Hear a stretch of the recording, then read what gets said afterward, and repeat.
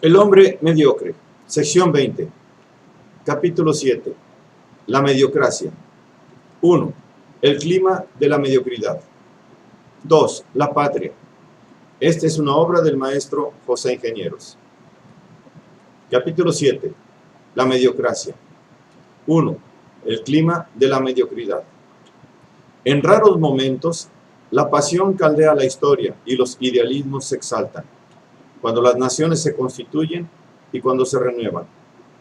Primero, es secreta ansia de libertad, lucha por la independencia más tarde. Luego, crisis de consolidación institucional. Después, vehemencia de expansión o pujanza de energías. Los genios pronuncian palabras definitivas. Plasman los estadistas sus planes visionarios. Ponen los héroes su corazón en la balanza del destino. Es, empero, fatal que los pueblos tengan largas intercadencias de encebamiento. La historia no conoce un solo caso en que altos ideales trabajen con ritmo continuo la evolución de una raza.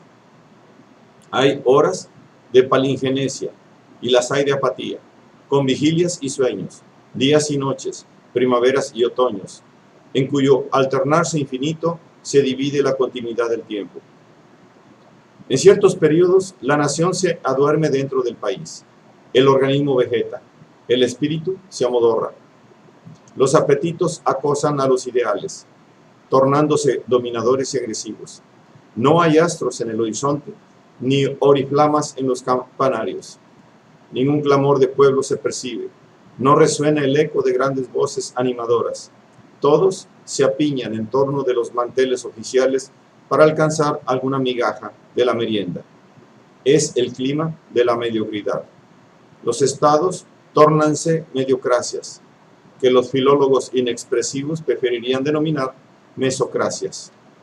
Entra en la penumbra el culto por la verdad, el afán de admiración, la fe en creencias firmes, la exaltación de ideales, el desinterés, la abnegación, todo lo que está en el camino de la virtud y de la dignidad. En un mismo diapasón utilitario se templan todos los espíritus, se habla por refranes, como discurría Panza, se cree por catecismos, como predicaba Tartufo, se vive de expedientes, como enseñó Gil Blas. Todo lo vulgar encuentra pavorosos adeptos en los que se representan los intereses militantes. Sus más encumbrados portavoces resultan esclavos en su clima. Son actores a quienes les está prohibido improvisar. De otro modo, romperían el molde a que se ajustan las demás piezas del mosaico. Platón, sin quererlo, al decir de la democracia, es el peor de los buenos gobiernos, pero es el mejor entre los malos. Definió la mediocracia. Han transcurrido siglos, la sentencia conserva su verdad. En la primera década del siglo XX se ha acentuado la decadencia moral de las clases gobernantes. En cada comarca, una facción de vividores detenta los engranajes del mecanismo oficial, excluyendo de su seno a cuantos desdeñan tener complicidad en sus empresas.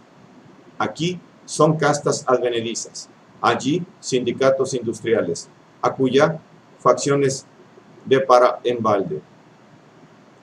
Las gavillas son gavillas y se titulan partidos. Intentan disfrazar con ideas su monopolio del Estado. Son bandoleros que buscan la encrucijada más impune para expoliar a la sociedad. Políticos sin vergüenza hubo en todos los tiempos y bajo todos los regímenes, pero encuentran mejor clima en las burguesías sin ideales, donde todos pueden hablar. Callan los ilustrados. Los enriquecidos prefieren escuchar a los más viles embaidores. Cuando el ignorante se cree igualado al estudioso, el bribón al apóstol, el boquirroto al elocuente y el burdégano al digno, la escala del mérito desaparece en una oprobiosa nivelación de villanía. Eso es la mediocracia. Los que nada saben creen decir lo que piensan, aunque cada uno solo acierta a repetir dogmas o auspiciar voracidades. Esa chatura moral es más grave que la aclimatación de la tiranía. Nadie puede volar donde todos se arrastran. Conviénese en llamar urbanidad a la hipocresía, distinción al amaneramiento, cultura a la timidez, tolerancia a la complicidad.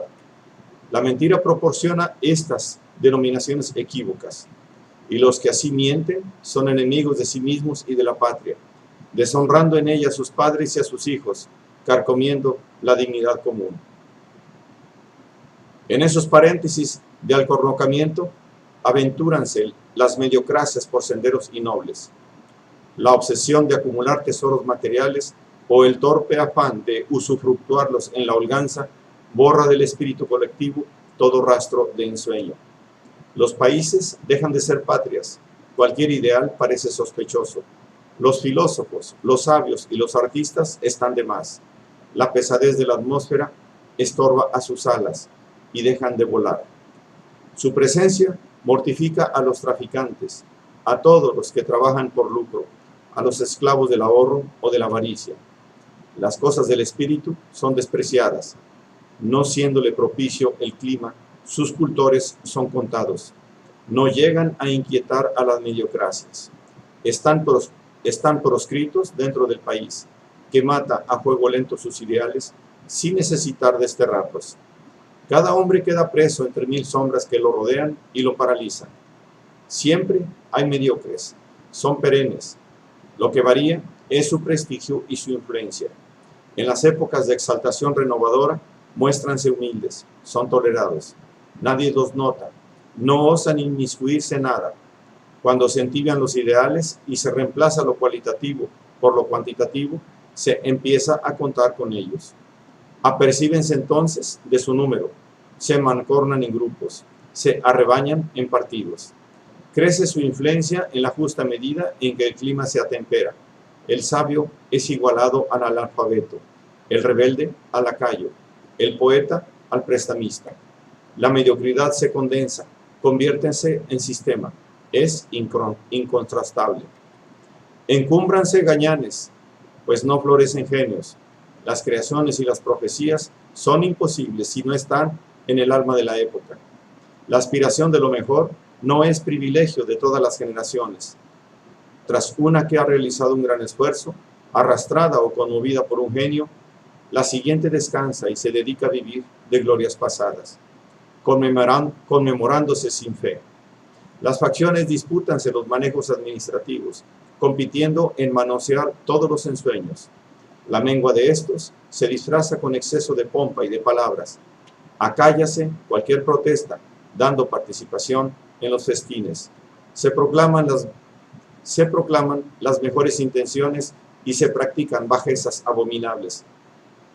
Se miente el arte, se miente la justicia, se miente el carácter. Todo se miente con la anuencia de todos. Cada hombre pone precio a su complicidad, un precio razonable que oscila entre un empleo y una decoración. Los gobernantes no crean tal estado de cosas y de espíritus, lo representan. Cuando las naciones dan en bajíos, alguna facción se apodera del engranaje constituido o reformado por hombres geniales. Florecen legisladores, pululan archivistas, cuéntanse los funcionarios por legiones, las leyes se multiplican, sin reforzar por ello su eficacia. Las ciencias conviértense en mecanismos oficiales, en institutos y academias donde jamás brota el genio y al talento mismo se le impide que brille. Su presencia humillaría con la fuerza del contraste. Las artes tórnanse industrias patrocinadas por el Estado, reaccionario en sus gastos y adverso a toda previsión de nuevos ritmos o de nuevas formas. La imaginación de artistas y poetas parece aguzarse en descubrir las grietas del presupuesto y filtrarse por ellas. En tales épocas los astros no surgen, huelgan, la sociedad no los necesita. Bástale su cohorte de funcionarios. El nivel de los gobernantes desciende hasta marcar el cero. La mediocracia es una confabulación de los ceros contra las unidades.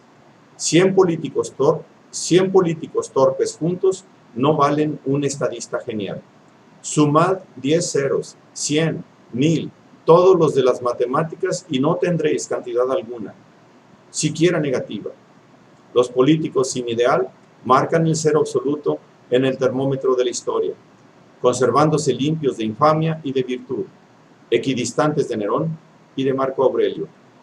Una apatía conservadora caracteriza a esos periodos.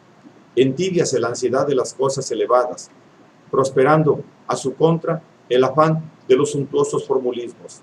Los gobernantes que no piensan parecen prudentes. Los que nada hacen titúlanse reposados. Los que no roban resultan ejemplares. El concepto del mérito se torna negativo. Las sombras son preferibles a los hombres. Se busca lo originalmente mediocre o lo mediocrizado por la senilidad. En vez de héroes, genios o santos, se reclama discretos administradores. Pero el estadista, el filósofo, el poeta, los que realizan, predican y cantan alguna parte de un ideal, están ausentes. Nada tienen que hacer. La tiranía del clima es absoluta. Nivelarse o sucumbir. La regla conoce pocas expresiones en la historia. Las mediocracias negaron siempre las virtudes, las bellezas, las grandezas. Dieron el veneno a Sócrates, el leño a Cristo, el puñal a César, el destierro a Dante, la cárcel a Galileo, el fuego a Bruno. Y mientras escarnecían a esos hombres ejemplares, aplastándolos con su saña o armando contra ellos algún brazo enloquecido, ofrecían su servidumbre a gobernantes imbéciles, o ponían su hombro para sostener las más torpes tiranías, a un precio que éstas garantizaran a las clases hartas la tranquilidad necesaria para usufructuar sus privilegios. En esas épocas del genocidio, la autoridad es fácil de ejercitar. Las cortes se pueblan de serviles, de retóricos que parlotean lucrando, de aspirantes a algún bajalato, de pulchinelas en cuyas conciencias está siempre colgando el albarán ignominioso. Las mediocracias apuntálanse en los apetitos de los que ansian vivir de ellas y en el miedo de los que temen perder la pitanza. La indignidad civil es ley en esos climas. Todo hombre declina su personalidad al convertirse en funcionario. No lleva visible la cadena al pie, como el esclavo, pero la arrastra ocultamente, amarrada en su intestino. Ciudadanos de una patria son los capaces de vivir por su esfuerzo, sin la cebada oficial.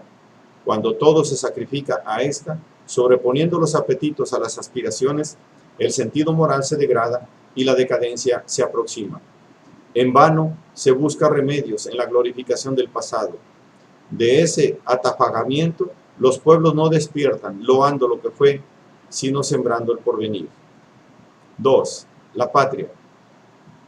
Los países son expresiones geográficas y los estados son formas de equilibrio político. Una patria es mucho más y es otra cosa. Sincronismo de espíritus y de corazones, temple uniforme para el esfuerzo y homogénea disposición para el sacrificio. Simultaneidad en la aspiración de la grandeza, en el pudor de la humillación y en el deseo de la gloria. Cuando falta esa comunidad de esperanzas, no hay patria, no puede haberla. Hay que tener ensueños comunes, anhelar juntos grandes cosas y sentirse decididos a realizarlas, con la seguridad de que al marcar todos en pos de un ideal, ninguno se quedará en mitad del camino contando sus talegas. La patria está implícita en la solidaridad sentimental de una raza y no en la confabulación de los politiquistas que medran a su sombra. No basta acumular riquezas para crear una patria. Cartago no lo fue. Era una empresa. Las áureas minas, las industrias afiebradas y las lluvias generosas hacen de cualquier país un rico emporio. Se necesitan ideales de cultura para que en él haya una patria. Se rebaja el valor de este concepto cuando se lo aplica a países que carecen de unidad moral, más parecidos a factorías de logreros autóctonos o exóticos que a legiones de soñadores cuyo ideal parezca un arco tendido hacia un objetivo de dignificación común. La patria tiene intermitencias. Su unidad moral desaparece en ciertas épocas de rebajamiento, cuando se eclipsa todo afán de cultura y se enseñorean viles apetitos de mando y de enriquecimiento. Y el remedio contra esa crisis de chatura no está en el fetichismo del pasado, sino en la siembra del porvenir, concurriendo a crear un nuevo ambiente moral propicio a toda culminación de la virtud, del ingenio y del carácter. Cuando no hay patria, no puede haber sentimiento colectivo de la nacionalidad, inconfundible con la mentira patriótica explotada en todos los países por los mercaderes y los militaristas. Solo es posible en la medida que marca el ritmo unísono de los corazones para un noble perfeccionamiento y nunca para una innoble agresividad que hiera el mismo sentimiento de otras nacionalidades. No hay manera más baja de amar a la patria que odiando a las patrias de los otros hombres, como si todas no fuesen igualmente dignas de engendrar en sus hijos iguales sentimientos. El patriotismo debe ser emulación colectiva para que la propia nación ascienda a las virtudes de que dan ejemplo otras mejores. Nunca debe ser envidia colectiva que haga sufrir de la ajena superioridad y mueva a desear el alejamiento de los otros hasta el propio nivel. Cada patria es un elemento de la humanidad. El anhelo de la dignificación nacional debe ser un aspecto de nuestra fe en la dignificación humana. Asciende cada raza a su más alto nivel, como patria, y por el esfuerzo de todos remontará el nivel de la especie, como humanidad. Mientras un país no es patria, sus habitantes no constituyen una nación. El celo de la nacionalidad solo existe en los que se sienten acomunados para perseguir el mismo ideal. Por eso, es más hondo y pujante en las mentes conspicuas. Las naciones más homogéneas son las que cuentan hombres capaces de sentirlo y servirlo. La exigua capacidad de ideales impide a los espíritus vastos ver en el patrimonio un alto ideal. Los tránsfugas de la moral, ajenos a la sociedad en que viven, no pueden concebirlo. Los esclavos y los siervos tienen apenas un país natal. Solo el hombre digno y libre puede tener una patria. Puede tenerla, no la tiene siempre, pues tiempos hay en que solo existe en la imaginación de pocos, 1, 10, acaso algún centenar de elegidos. Ella está entonces en ese punto ideal donde converge la aspiración de los mejores, de cuantos la sienten sin medrar de oficio a horcajadas de la política. En esos pocos está la nacionalidad y vibra en ellos. Mantiénense ajenos a su afán los millones de habitantes que comen y lucran en el país. El sentimiento enaltecedor nace en muchos soñadores jóvenes, pero permanece rudimentario o se distrae en la apetencia común. En pocos elegidos llega a ser dominante, anteponiéndose a pequeñas tentaciones de piara o de cofradía. Cuando los intereses venales se sobreponen al ideal de los espíritus cultos que constituyen el alma de una nación, el sentimiento nacional degenera y se corrompe. La patria es explotada como una industria. Cuando se vive hartando groseros apetitos y nadie piensa que en el canto de un poeta o la reflexión de un filósofo puede estar una partícula de la gloria común, la nación se abisma. Los ciudadanos vuelven a la condición de habitantes, la patria a la de país. Eso ocurre periódicamente, como si la nación necesitara parpadear en su mirada hacia el porvenir. Todo se tuerce y abaja, desapareciendo la molicie individual en la común. Diríase que en la culpa colectiva se esfuma la responsabilidad de cada uno. Cuando el conjunto se dobla, como en el arquinazo de un buque, parece, por relatividad, que ninguna cosa se doblará. Solo el que se levanta y mira desde otro plano a los que navegan, advierte su descenso, como si frente a ellos fuese un punto inmóvil, un faro en la costa. Cuando las miserias morales asolan a un país, culpa es de todos los que por falta de cultura ideal no han sabido amarlo como patria, de todos los que vivieron en ella sin trabajar para ella.